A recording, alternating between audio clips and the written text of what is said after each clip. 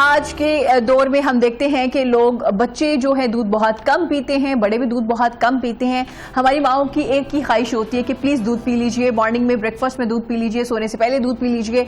कुछ लोग दूध नहीं पीते, कुछ लोगों को लगता है कि टेस्ट अच्छा नहीं, कुछ लोगों को लगता है कि इसके अंदर कुछ ऐड कर लीजिए, जो नीले पीले ग्रीन कलर के शरबत होते हैं वो मशरूबात जो है वो ऐड कर लीजिए, चॉकलेट ऐड कर लीजिए, कुछ ना कुछ ऐड कर ले, फिर जो टेस्ट जो होता है वो डिफरेंट होता है, तो फिर आप पी सकते हैं। लेकिन कुछ लोग अभी तक दूध नहीं पीते। दूध ना पीने के क्या नुकसानात है आपकी बॉडी पे, यकीनन इस हवाले से भी बात करेंगे। इसके अलावा हम बात करेंगे जो लोग दूध पीते हैं, दूध पीने का सही वक्त क्या है, कब आपको दूध पीना चाहिए, क्या दूध एक पूरे मील के तौर पे आपकी बॉडी पे काम कर रहा होता है, आपकी बॉडी की जितनी नीड होती है, इसमें क्या क्या चीजें होती हैं जो आपकी बॉडी की नीड को पूरा कर सकती है।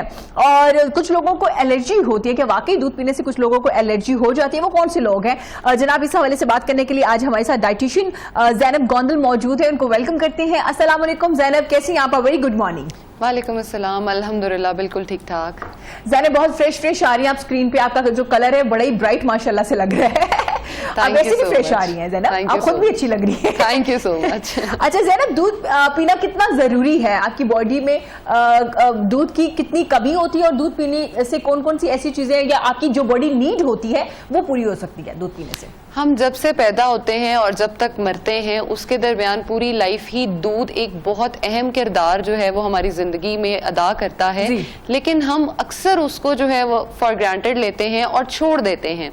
जब भी हम दूध को छोड़ते हैं तो दूध छोड़ने के साइड इफेक्ट्स जो होते हैं या एडवर्स इफेक्ट्स जो होते हैं वो हमारे अपनी बॉडी पे नजर आना शुरू हो जाते हैं। हाँ जी। कैल्शियम की बॉडी डेफिशिएंट होना शुरू हो जाती है। विटामिन डी और कैल्शियम जो है दोनों डायरेक्टली प्रोपोर्शनल होते हैं, एक है तो दूसरा एब्जॉर्ब हो रहा है, एक नहीं है तो दूसरा बॉडी में एग्जिस्ट नहीं करता जी। और दोनों में से एक भी है बॉडी में तो हमारी जो हड्डियां हैं वो भुरभुरी होना शुरू हो जाती हैं, कमजोर होनी शुरू हो जाती हैं, जिसमें ना कि सिर्फ बचपन में ही बहुत सारी बीमारियां बल्कि बुढ़ापे में अपने औरतों को बहुत सारी कुछ कहते सुना होगा, मैं तो घुटनों में दर्द रहता है, मेरी कमर में दर्द रहता है, हाँ। चलते फिरते कुछ ना कुछ होता है, मेरे घुटनों से पटाखे निकलते हैं, मुझे समझ नहीं आता कि मेरे साथ मसला क्या है।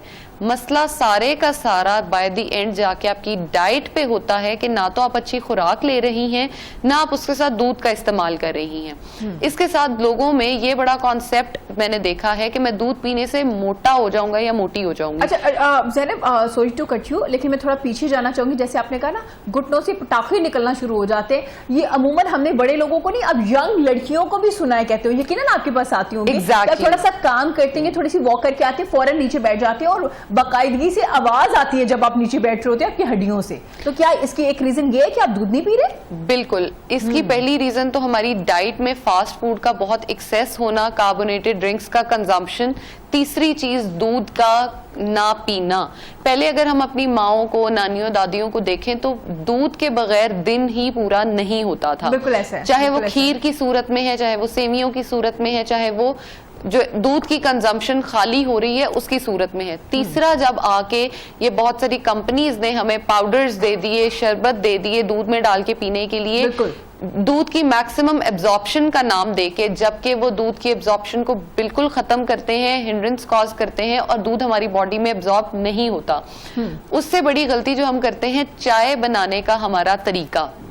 हमें लगता है कि हम दूध में चाय का इस्तेमाल तो कर रहे हैं और उससे हमारी बॉडी में दूध जा रहा है, तो विटामिन डी भी हमें मिल रहा है, कैल्शियम भी मिल रहा है। बिल्कुल नहीं, ऐसा कुछ भी नहीं होता, बल्कि बॉडी में जो कैल्शियम के जो स्टोर्स डिपॉजिट हुए हुए होते हैं उनको भी उतार के बाहर लेके जा रहा होता है, एक चीज। दूसरी, ये एट द एज ऑफ 25 तब तक आपकी बॉडी पे कैल्शियम जो है वो आके डिपॉजिट होता है, लेकिन 25 के बाद जैसे ही आप 25 के होते हैं बॉडी से कैल्शियम निकलना शुरू हो जाता है, हड्डियां कमजोर होनी शुरू हो जाती हैं। अगर उस टाइम पे भी आप अपनी बॉडी का ध्यान नहीं देते और एक्सटर्नल सोर्सेज से कैल्शियम और विटामिन डी बॉडी को नहीं देते, तो आप कुछ ही सालों में जो है वो एज से कम 10 साल बड़ा लगना शुरू हो जाते हैं। जैसे हड्डियों के पटाखे वाली बात हम कर रहे थे, वो होना शुरू हो जाता है, लेथार्जिसिटी आ जाती है, थकावट बहुत ज्यादा हो जाती है। कुछ ना किए बगैर भी हमें लगता है कि हम सारा दिन थकावट का शिकार हैं और हम कुछ भी नहीं कर पाते। ठीक है, मतलब कि दूध का इतना अहम किरदार है आपकी बॉडी में। जैसे ज़ैनब ने कहा 25 ईयर तक तो चले वो स्टोर हो रही है ना, उसके बाद वो इस्तेमाल होना शुरू हो जाती है, वो आप फिर मतलब स्टोर नहीं कर सकते अपनी बॉडी में ना, तो इसके लिए दूध पीना बहुत ज़रूरी है। कुछ बात कर लेती दूध की टाइमिंग के हवाले से, कौन सा वक्त बेहतरीन होता है? और अक्सर हमने माओ को देखा है कि वो अपने बच्चे को एक फीडर दूध देती है, फिर दूसरी बॉटल दे देती, तीसरी देती थी, ना वक्त का कोई ख्याल है, ना ये पता है कि बच्चा सो रहा है उठ रहा है। जब बच्चा थोड़ा सा रोता है फौरन से फीडर दे देते, तो क्या ये एक जो प्रैक्टिस है वो ठीक है ज़ैनब? फीडर की सबसे पहले अगर हम बात करें, फीडर का कॉन्सेप्ट ही बहुत गलत है। बच्चों में आजकल जितनी भी दांतों की बीमारियां आ रही हैं वो फीडर में दूध देने की वजह से ही हैं। दूध में हमारे नेचुरल शुगर्स मौजूद होती हैं, जिसकी वजह से जब बहुत ज्यादा चीनी हमारे दांतों पे रात में भी लगी रहती है और दिन में भी होती है, तो बच्चों के दांत खराब होना शुरू हो जाते हैं। इवन जिसकी वजह से फेस की जो शेप है वो भी खराब हो जाती है, डी शेप होना शुरू हो जाता है, हड्डियां अपना जो टेक्सचर है वो बदलना शुरू कर देती हैं। टाइम को याद रखना, मैनेज करना बहुत इंपॉर्टेंट है और इसका ख्याल रखना हमारे लिए बहुत ज़रूरी होता है कि हमने उसको किस तरह से मैनेज करना है, जिसको हम नहीं करते। अब अगर एक बड़ा बंदा है या लड़की है या लड़का है और वो वेट लॉस करना चाहता है या दिन में बहुत एक्टिव रहना चाहता है, दूध की मैक्सिमम एब्जॉर्प्शन लेना चाहता है बॉडी में, तो वो सुबह उठते ही दूध का इस्तेमाल करेगा। दूध को हमने हमेशा कहते सुना होगा दूध एक मुकम्मल ग़िज़ा है, लेकिन दूध एक मुकम्मल ग़िज़ा कैसे है ये हमें शायद नहीं पता होगा। दूध में कार्बोहाइड्रेट्स भी होते हैं, प्रोटीन्स भी होते हैं, फैट्स भी होते हैं, सभी मिनरल्स, वाइटामिन और न्यूट्रिएंट्स बहुत सारे मौजूद होते हैं सिर्फ एक दूध के ग्लास के अंदर। हम सप्लीमेंटेशन लेने के लिए तो तैयार होते हैं, लेकिन दूध का ग्लास पीने के लिए हम बिल्कुल भी तैयार नहीं होते और हमें ये चीज समझ नहीं आ रही होती कि सब कुछ इस एक ग्लास के अंदर मौजूद है, अगर हम इसको पी लेंगे तो हमें सब कुछ मिल जाएगा। हम वो नहीं करते। दूसरी चीज, लोग इसको रात को पीना ज्यादा प्रेफर करते हैं, सोने से पहले बिल्कुल सोने से पहले। एक तो गलत भी है, ठीक भी है। गलत कैसे है रात को दूध पीना? आपके दांतों में वही चीनी जिसका मैंने पहले जिक्र किया वो लगी रह जाती है। दूसरी चीज ये कि आपकी बॉडी के जो हार्मोन्स हैं उनको लगता है कि अब मैंने सोना है, ये रात के लिए अच्छी चीज है। जब दिन में आप पी रहे हैं उसको, दूध को, तो बहुत सारे लोगों को उसके बाद नींद आना शुरू हो जाती है। कुछ लोगों को चाय पीने की आदत होती है दिन में बहुत ज्यादा उठते ही, तो वो दूध का इस्तेमाल उस टाइम पे नहीं करेंगे, क्योंकि दूध पीते ही चाय पीना ये कोई कॉम्बिनेशन ठीक नहीं है। इसलिए या तो आप दूध का इस्तेमाल करेंगे या आप चाय का इस्तेमाल करेंगे। अगर आप सुबह के टाइम पे दूध के साथ बादाम ले लें, 2 से 3 अखरोट ले लें और एक बॉयल एग का इस्तेमाल कर लें, तो आपका ये कंप्लीट ब्रेकफास्ट है। आप उसके साथ जो है वो अपना अच्छा टाइम ड्यूरेशन स्पेंड कर सकते हैं, आपको बहुत टाइम तक भूख नहीं लगेगी। अब जिन लोगों को गैस का मसला होता है वो इसको दिन टाइम में नहीं पिएंगे, सुबह टाइम नहीं पिएंगे, वो रात को इसमें इलायचियां डाल के इसको अच्छी तरह बॉईल करें और अगर इसको इस्तेमाल करेंगे तो आपका गैस का मसला बहुत हद तक जो है वो सॉर्ट आउट हो जाएगा। ये नहीं कि कंप्लीटली ठीक हो जाएगा, क्योंकि बहुत सारी और भी चीजें आ रही होंगी उसमें, उसको हमें देखना पड़ेगा, लेकिन बहुत हद तक जो है वो क्योर हो जाएगा।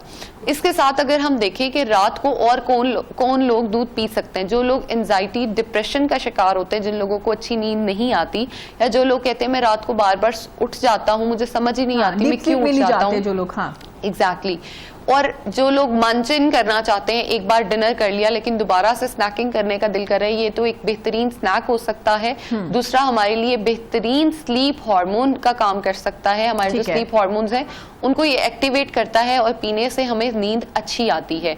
अगर हम दूध में एक चुटकी हल्दी का इस्तेमाल कर लें तो हमारी ना सिर्फ हड्डियां बल्कि हमारे जिस्म में जितनी भी तोड़ फोड़ होती रहती है हम उसको भी इसके जरिए रिपेयर कर सकते हैं। जबरदस्त, मतलब एक चुटकी डेली एक ग्लास में आप ऐड कर लीजिए, एग्जैक्टली मतलब डाल के और आराम से पी लीजिए। हाँ। बहुत सारे लोगों में जिनमें ये स्टडीज देखी गई हैं जो हल्दी का इस्तेमाल करते हैं उनमें कैंसर नहीं होता। गुड। हाँ। जिनमें हार्मोनल इम्बैलेंसेस होते हैं, पीसीओएस का जिन लोगों को मसला है, अगर वो भी दूध में हल्दी को इस्तेमाल करते हैं तो वो मसाइल भी हल हो जाते हैं। बेसिक हल्दी करती क्या है? दूध हमारी बॉडी में जाके स्वेलिंग कराता है, हल्दी उस स्वेलिंग को खत्म करती है। हल्दी एंटीसेप्टिक है, हम इसको देख रहे हैं सदियों से चलती आ रही है हमारे जिस्म में जाके, अगर बाहर भी अप्लाई करें, इस्तेमाल कर रहे हैं तो फायदेमंद है, इनसाइड जाके भी वो आपके लिए फायदेमंद है। बिल्कुल बिल्कुल। और इनर ग्लो जो होता है, जो हमारी स्किन पे होता है, जैसे आपने पहले मेंशन किया ये ग्लो दिखाना या होना बड़ा इंपॉर्टेंट है, इसको मेकअप से हम क्रिएट नहीं कर सकते। हाँ, बिल्कुल, इसको बिल्कुल, हम I agree। अपनी डाइट से ही क्रिएट कर सकते हैं, और अगर अच्छी डाइट है, healthy inside healthy outside, beautiful inside beautiful outside, ये आपकी मर्जी है कि आपने बाहर कैसा दिखना है। बिल्कुल बिल्कुल। ज़ैनब ने यूनिवर्सल ट्रुथ हमें बताया, इनसाइड ब्यूटीफुल आउटसाइड ब्यूटीफुल, ये दोनों चीज़ें साथ साथ चल रही होंगी। अच्छा ज़ैनब, जैसे आपने बड़ा एक ज़बरदस्त तरीकाकार बताया, थोड़ा बताइए कि कुछ लोग बहुत ठंडा दूध पीते हैं, कुछ लोग नीम गर्म पीते हैं, तो कौन सा ज़्यादा फायदेमंद होता है? ये टोटली आपकी अपनी बॉडी पे डिपेंड करता है, लेकिन आई प्रेफर, और मैं जो रिकमेंड करती हूँ वो मैं नीम गर्म दूध ही हमेशा रिकमेंड करती हूँ, क्योंकि नीम गर्म दूध जब हम करके पीते हैं तो दूध के जितने भी बैक्टीरियाज प्रोड्यूस हुए हुए होते हैं, क्योंकि मोस्टली हमने फ्रिज में दूध रखा, उसको 5-6 दिन वैसे ही पड़ा रहने दिया, उसको फ्रीज कर दिया या उसको रख दिया, उसमें बैक्टीरियाज प्रोड्यूस होना शुरू हो जाते हैं। जब हम उसको गर्म करते हैं तो उसके बैक्टीरिया सारे किल हो जाते हैं और उसकी मैक्सिमम एब्जॉर्प्शन जो है बॉडी में वो हम करा सकते हैं, इसलिए नीम गर्म दूध का इस्तेमाल ही करना चाहिए। थोड़ा बात कर लेते हैं, गर्मियां भी शुरू होने वाली है, रमजान भी माशाल्लाह से आने वाला है, तो ज़ैनब बहुत प्रैक्टिस है हमारी दूध सोडा पीने की। लोग दूध में डिफरेंट कलर की जो ड्रिंक्स होती है वो ऐड करते हैं और पीते हैं। क्या वो जो दूध की एक हमें सेहतमंद जिंदगी गुजारने के लिए दूध जरूरी होता है और जो फायदेमंद होता है आपकी बॉडी के लिए, उसके अंदर अगर ये ऐड हो जाती है कोई भी ड्रिंक्स जिसको दूध सोडा कहते हैं बाद में, तो क्या वो उतना ही फायदा दे रहा होता है आपकी बॉडी को? बिल्कुल, वो बिल्कुल नहीं, वो फायदा नहीं बल्कि उल्टा नुकसान दे रहा होता है हमारी बॉडी को। जितना दूध ने फायदा देना था, जब हम दूध की कंपोजिशन ही खराब कर देंगे, अब आप कहें मेरी फिंगर की ये कंपोजिशन है, मैं इसको ऐसे टेढ़ा मेढ़ा कर दूं तो वो फिंगर वैसे तो नहीं रहेगी, या मैं उससे वो काम उस तरह से नहीं ले सकती। हमने दूध की कंपोजिशन ही खराब कर दी तो दूध हमारी बॉडी में जाके वो काम किस तरह से करेगा, ये हम नहीं कर सकते।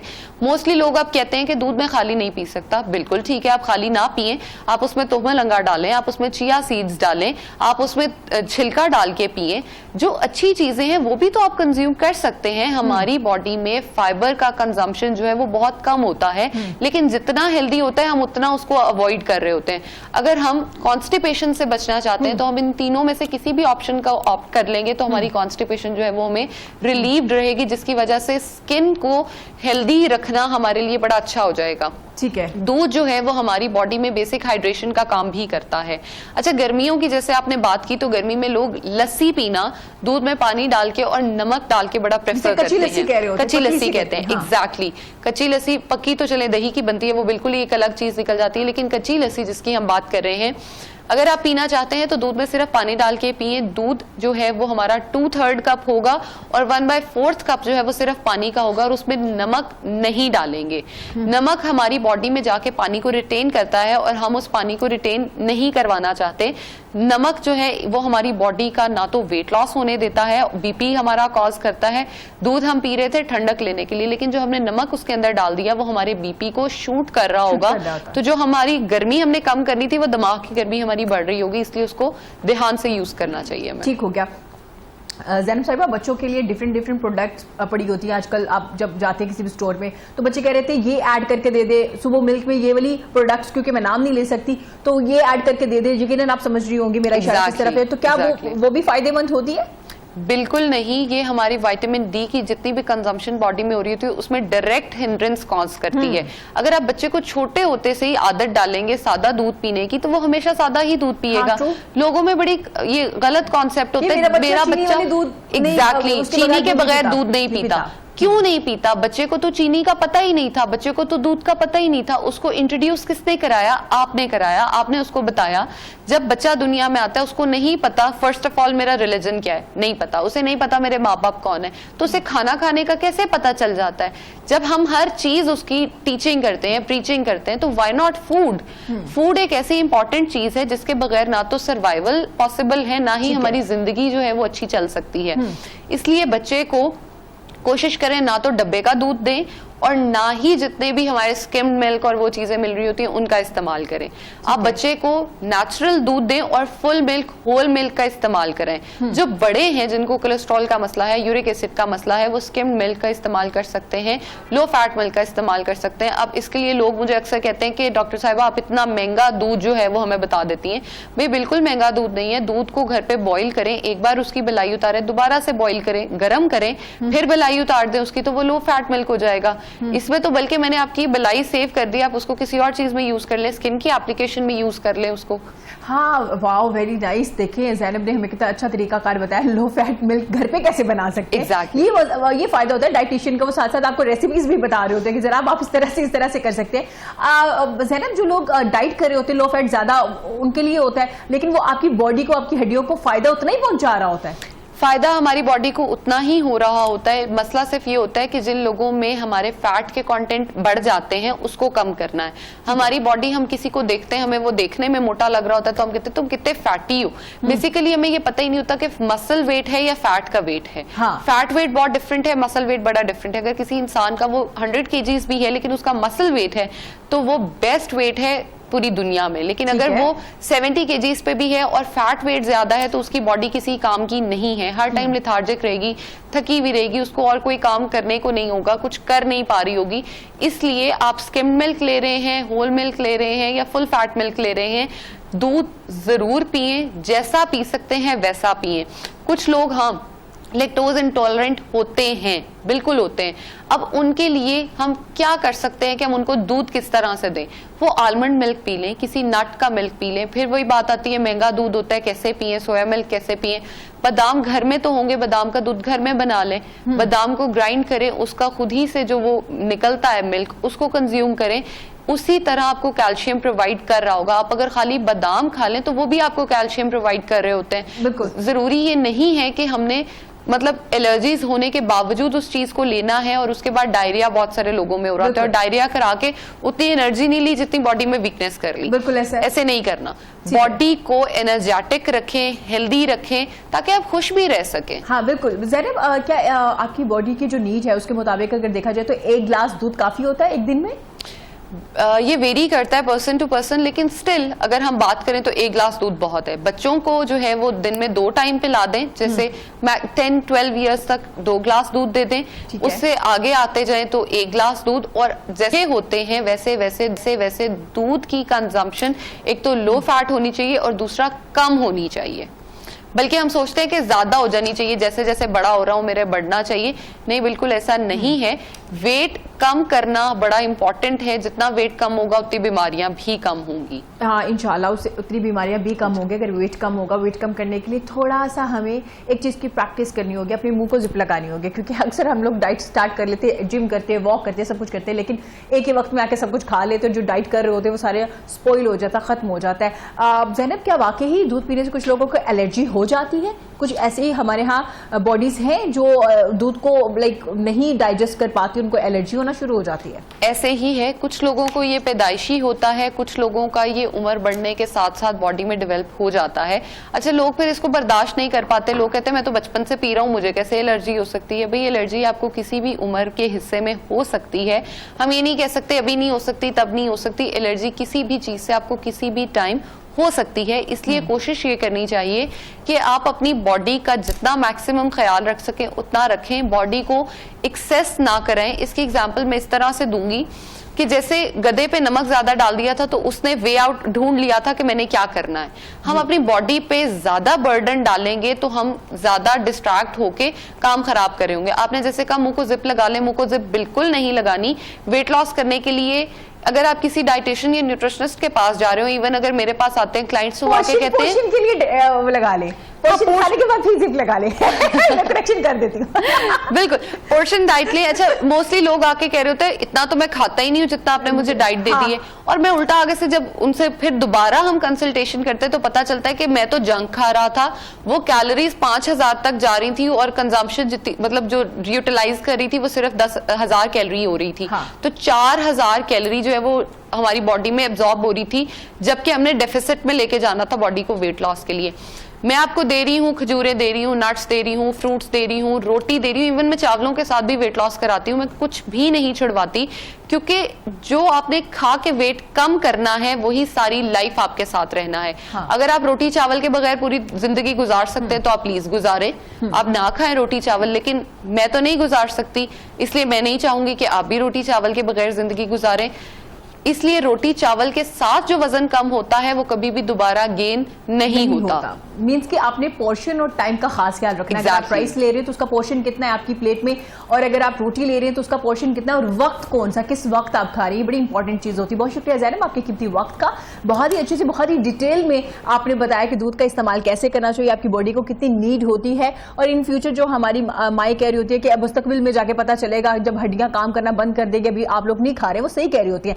जनाब एक बड़े मजे की स्टोरी हमारे पास मौजूद है, तो जी शेयर करती है। पोकेमोन किरदार जो है पिकाचू की तस्वीर वाला कार्ड जो है 16 करोड़ में फरोख्त हुआ है। तशहीरी कार्ड 1998 में प्रिंट किया गया था, और ये जो गेम है ये जब मार्केट में आई अभी 2 साल ही हुए थे जब ये कार्ड को प्रिंट किया गया था। कार्ड जब प्रिंट किया गया तब उसकी इतनी वैल्यू नहीं थी, और जब ये मशहूर वीडियो गेम और कार्टून फिल्म जो है पोकेमोन के किरदार वाला पिकाचू की तस्वीर वाला एक नायाब कार्ड गुज़िश्ता दिनों 9 लाख अमरीकी डॉलर तकरीबन 16 करोड़ पाकिस्तानी रुपए में ऑनलाइन नीलाम किया गया। वाओ, 16 करोड़ पाकिस्तानी में ये एक कार्ड जो है वो फरोख्त किया गया। वाज़ेह रहे कि ये जो गेम है जापानी कंपनी ने 1996 में पेश की थी, और उसके मकबूल तरीन किरदार पिकाचू को दुनिया भर में इस गेम और फिल्म की शिनाख्त भी समझा जाता है। अमेरिका के गोल्डन ऑक्शन हाउस से नीलाम होने वाला ये तशहीरी कार्ड जापानी जुबान में है, और 1998 में इस वक्त प्रिंट किया गया था जब ये जो गेम है ज्यादा मकबूल भी नहीं थी, इसे मार्केट में सिर्फ 2 साल हुए थे तब इसको प्रिंट किया गया था, और अंदाजा नहीं था 2022 में जाके ये जो कार्ड है जो जापानीज में लिखा गया है ये इतना महंगा जो है सेल होगा। अगले चंद वर्षों में भी पोकेमोन जो है दुनिया की मशहूर तरीन वीडियो गेम्स में शामिल होगा, और देखते ही देखते इसकी मकबूलियत इतनी ज्यादा हो गई है, और इसके जो किरदार है आज भी लोग बहुत ज्यादा पसंद करते हैं। और ये पाकिस्तानी जो इसकी कीमत है, इसको फरोख्त जो किया गया है वैसे तो 9 लाख 9 लाख अमरीकी डॉलर है और 16 करोड़ पाकिस्तानी रुपए है जिसमें ये फरोख्त हुआ है। ये बड़े मजे का एक कार्ड, और करैक्टर बहुत मजे का, और आपको पता है इसका बड़ा क्यूट सा फेस है और येलो सा, बड़ा मजे का है, और पिकाचू के नाम से ये बड़ा फेमस हुआ और उसका किरदार बड़ा फेमस हुआ। और आज भी लोग कहते हैं कि वीडियो गेम जितनी भी आ रही हैं उनमें आज भी सरे फहरिस्त है ये गेम, इसको लोग आज भी पसंद करते हैं, इसके करैक्टर को आज भी पसंद करते हैं। नाज़रीन यहाँ वक्त हुआ छोटी सी ब्रेक का, ब्रेक के बाद फौरन वापस आएंगे और करेंगे मजे मजे की बातें। आप देखते रहिएगा पाकिस्तान के साथ।